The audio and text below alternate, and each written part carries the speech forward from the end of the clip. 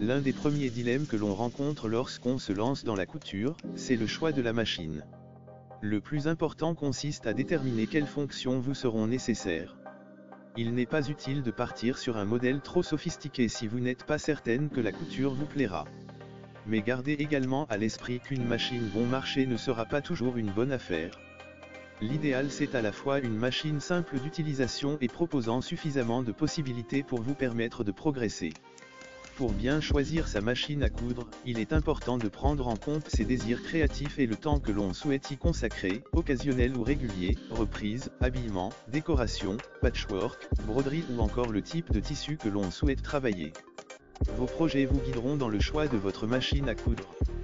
Quel que soit le budget que l'on souhaite investir ou l'usage que l'on attend de sa machine à coudre, elle doit proposer les points de couture de base, points droits, points zigzag et boutonnières, de préférence automatique en un temps, à défaut en 4 temps.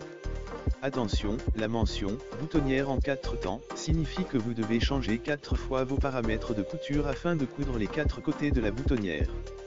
Sur une chemise, cela peut être fastidieux. Le point pour couture stretch, ou élastique, s'avère utile pour travailler les tissus extensibles comme le jersey par exemple.